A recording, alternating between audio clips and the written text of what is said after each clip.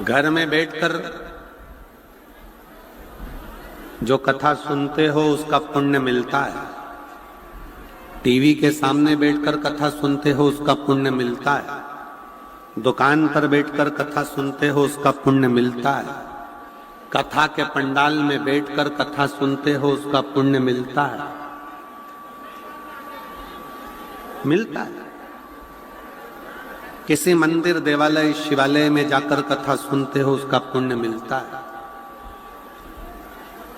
संत के कुटिया में, साधु के भवन में बैठकर कथा सुनते हो उसका भी पुण्य लाख लाख गुना प्राप्त होता है। 12 ज्योतिर्लिंग में कथा का रसतत्व ग्रहण करते हो उसका भी पुण्य करोड़ों गुना प्राप्त होता है। करोड़ों गुना। कुबेरेश्वर धाम 12 ज्योतिर्लिंग के मध्य में जैसे एक घट्टी चलती है, चक्की चलती है, उसके बीच में जो कीला लगा रहता है, ऐसे 12 ज्योतिर्लिंग आसपास में और कुबेरेश्वर धाम मध्य में। उस पे भी आप कथा श्रवण करते हो तो 12 ज्योतिर्लिंग का पुण्य मिलता है।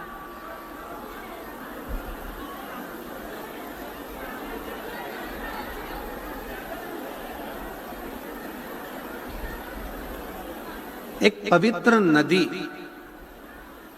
पवित्र सरोवर, पवित्र कुंड, पवित्र स्थान में बैठकर जब कथा का रस तत्व आप ग्रहण करते हो और साथ में बैठकर श्री शिवाय नमस्तुभ्यम कहते हो तो वो मंत्र अपने आप में सिद्ध होता है।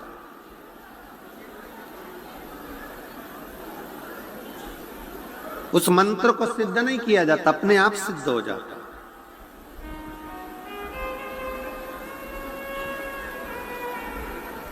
जिस समय पर उद्दालक ऋषि शिव चर्चा कर रहे थे, भगवान शंकर की शरणागति की बात कर रहे थे, उस समय पर कहोड़ मुनि उस कथा को सुन रहे, शिव स्मरण कर।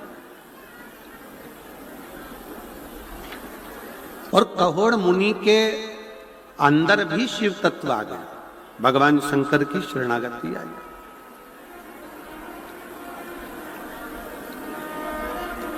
जैसे आप में से कई माताएं ऐसी होंगी, कई भाई ऐसे होंगे, कई जीजियां, कई जीजा ऐसे होंगे जो भागवत कथा सुन सुन के उनको मालूम है आज कौन सी कथा होगी, कितनी बजे कैसे होगी, क्या क्या बताएंगे, भगवान कृष्ण का जन्म कैसे होगा, राम जी के जन्म का प्रसंग कैसे होगा, वामन अवतार, वराह अवतार, नरसिंह अवतार, ये सारे अवतारों की कथा आएगी, ये उसको याद है,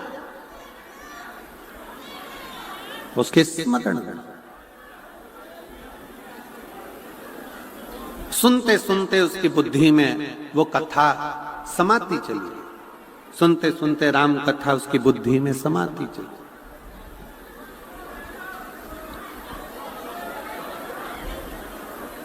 और कथा सुनते सुनते उसका शरीर, मन कथा में रमा।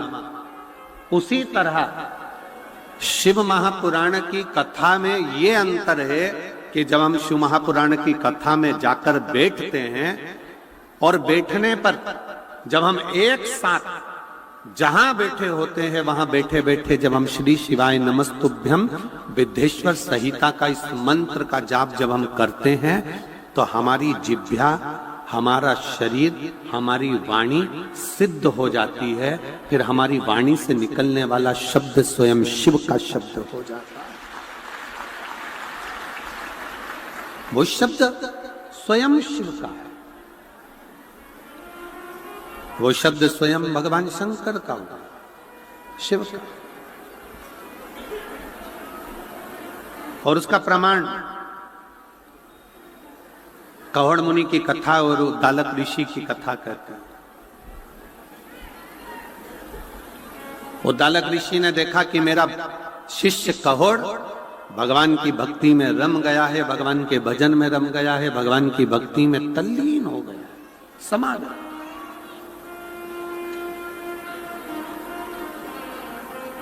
और ऐसा लगता है कि ये मुझसे ज्यादा विद्वान हो गया, मुझसे ज्यादा ज्ञानी हो गया। तो उद्दालक ऋषि ने विचार करा कि यह काम करता हूं, लड़का अच्छा है, संस्कारित है, भगवत भजन करने वाला है, अपनी बेटी का विवाह इस शिष्य के साथ में कर देता।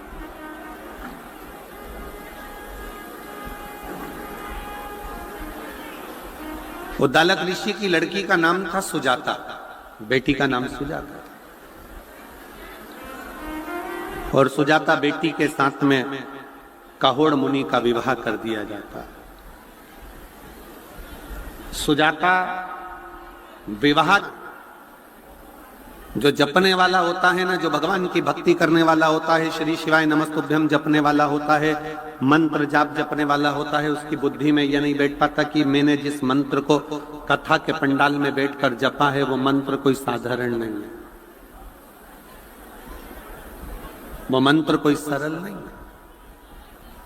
जिस मंत्र को मैं कथा के पंडाल में बैठकर जप रही हूं, एक गुरु की साक्षी में, शिव महापुराण की साक्षी में, तारा बाबा जी की साक्षी में, तारकेश्वर महादेव की साक्षी में, और ये लाखों शिव भक्त जो तारा बाबा की कुटिया में बैठे हैं, सबके साथ में बैठकर मैं जिसको जप रही हूं वो मंत्र साधारण नहीं।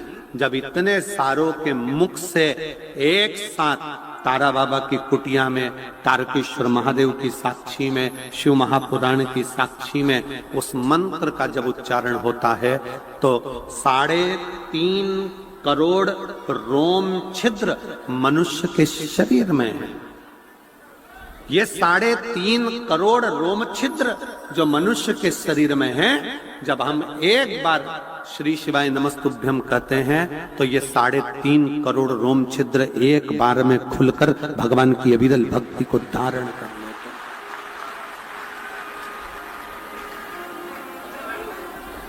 ये मानव के शरीर में 3.5 करोड़ रोम छिद्र बने हुए हैं, 3.5 करोड़ रोम छिद्र हैं, और इनकी शुद्धता हम रोज विचार करते हैं कि हम तो साबुन से नहा लिए तो ये शुद्ध हो गया शरीर, हमने साबुन से नहाया, शैम्पू लगाया, स्नो लगाया, हमने साफ कर लिया, ये केवल शरीर साफ हुआ है। पर इसकी इंद्रियां, 5 कर्मेंद्री, 5 ज्ञानेंद्री, एक मन, ये इंद्री जब शिव नाम एक साथ जपा जाता है तो वो अंदर से शुद्ध होता चले जाता,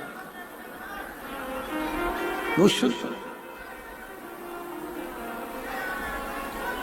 श्री शिवाय नमस्तुभ्यं, श्री शिवाय नमस्तुभ्यं, श्री शिवाय नमस्तुभ्यं, श्री शिवाय नमस्तुभ्यं, श्री शिवाय नमस्तुभ्यं, श्री शिवाय नमस्तुभ्यं। हम जब आप और हम सब मिलकर मंत्र का उच्चारण करते हैं तो उसमें एक शुद्धता का भाव।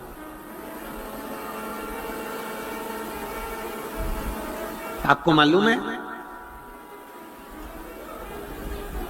सारी मूर्तियों की प्राण प्रतिष्ठा होती है, सारी मूर्ति, केवल एक नर्मदा जी से निकला हुआ कंकर जो शिवलिंग की आकृति का हो जाता है शंकर, उसकी प्राण प्रतिष्ठा की जरूरत नहीं पड़ती है, उसका प्राण प्रतिष्ठा नहीं होता, उसको जरूरत ही नहीं पड़ती प्राण प्रतिष्ठा की, क्योंकि मां नर्मदा की गोद से निकला हुआ कंकर शंकर कहलाता है और वो अपने आप में प्रतिष्ठित रहता है, इसलिए उसकी प्रतिष्ठा की जरूरत नहीं है, उसकी प्रतिष्ठा की जरूरत नहीं है।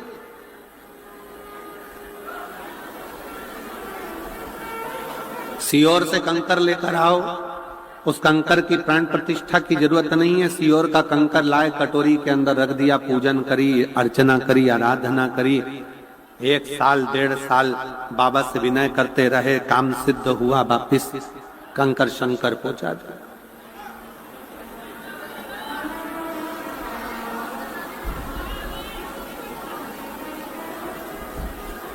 उसकी प्रतिष्ठा की जरूरत नहीं है, उसको हृदय से पूछा जाए, हृदय से।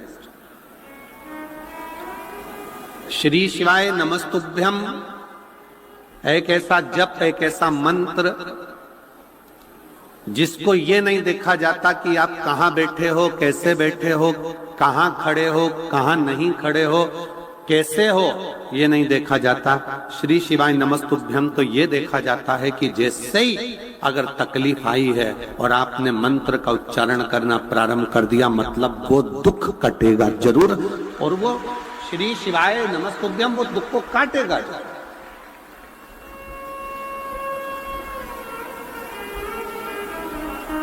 दुख कटेगा, कष्ट मिटेगा। एक मंत्र का उच्चारण जिसको हम सिद्ध कर लेते हैं साथ में बैठकर, वो मंत्र साधारण है। पर एक बात और याद रखिएगा, हम निवेदन करेंगे शिव महापुराण की कथा सुनने वालों को, शिव तत्व को जानने वालों को, कभी भी जिंदगी में आप कितने भी सिद्ध हो जाओ, कितने भी सिद्ध, आपकी वाणी भी कितनी भी सिद्ध हो जाए, आप कितने भी सिद्ध हो जाओ, पर निवेदन है हमेशा याद रखो कि आप सिद्ध नहीं हो, आपका शिव सिद्ध है। आप तो एक साधारण मनुष्य, साधारण मानव के जीवन को जियोगे तो सुखी हो। आज तक इस व्यासपीठ ने कभी नहीं कहा कि आप मेरे पास आना, मैं आपका दुख मिटा दूंगा। कभी सुना है क्या आपने कि सीवर वाले महाराज ने कहा कि शाम को मेरे पास मिलना, मैं किसी को टच कर दूंगा, मैं किसी को छू दूंगा तो उसका दुख मिट जाएगा? नहीं, हमारा खुद का दुख तो महादेव काटते हैं, तो तुम्हारा दुख भी महादेव ही काटे। कभी इस व्यासपीठ ने यह नहीं कहा, इतने सालों में 30 सालों के अंदर 25 सालों से आप कथा सुन रहे होगे, 18 साल 20 साल से कथा सुन रहे होगे, कभी नहीं कहा कि हम किसी का दुख काट देंगे, हम किसी को छुएंगे तो उसका दुख कट जाएगा। ना ना ना, हमारा तो एक नियम भी इतना भारी है कि हम तो केवल महिलाओं से, जीजियों से, मेरी बेटियों से, मेरी माताओं से चरण भी नहीं छूने देते, क्योंकि आप मेरी बहन हो, मेरी जीजी हो। मेरा फर्ज बनता है कि मैं आपके चरण छूं, आप मेरे चरण छुओ, ये मुझे अच्छा नहीं।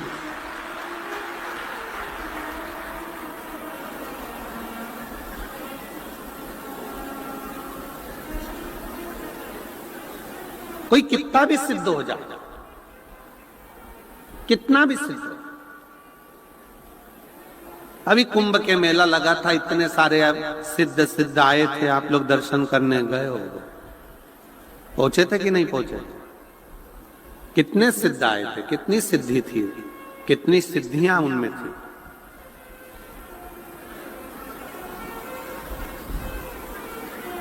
पर सिद्धता का सबसे बड़ा प्रमाण है कि वो अपने ऊपर सिद्धता ना ले, ये सोचें कि मैं कुछ नहीं करता, करते हो भोले बाबा, मेरा नाम हो रहा है और प्रभु आपकी कृपा से सब काम है।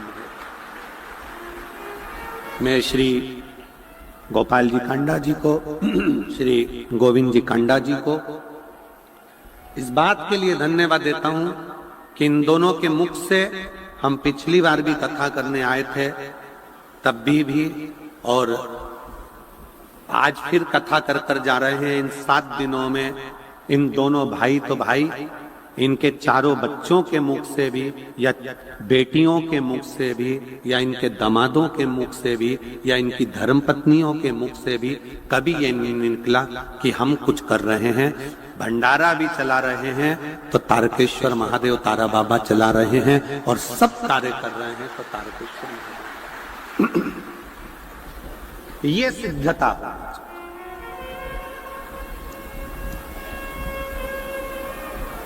इसको सिद्धता करता, आपकी नम्रता, आपकी सहजता, आपकी सरलता। वो जीजी ने लाओ तो घी की डोलची लाओ, ये जिसका जो व्यापार है, हरियाणा का तो मूल व्यापार ही कृषि है, हरियाणा का मूल व्यापार कृषि है। इसलिए भारत की भूमि पर सारी दुनिया के भिखारी मिलेंगे, पर हरियाणा का एक व्यक्ति भिखारी नहीं मिलेगा।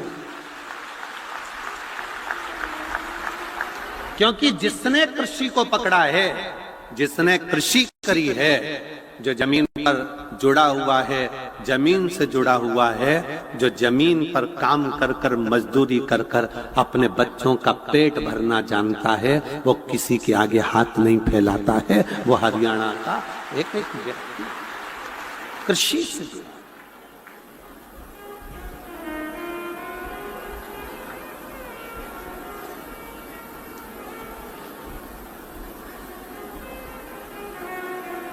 एक ने तो पत्र में लिखा था, पत्र हम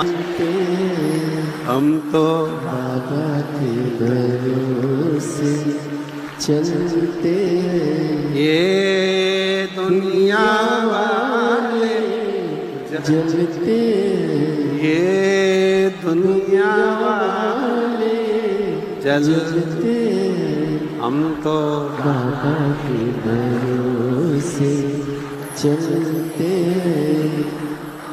शिव कृपा मंत्र सिद्ध होता, उस मंत्र का उच्चारण, उस मंत्र की प्रबलता। एक पत्र है देखिए,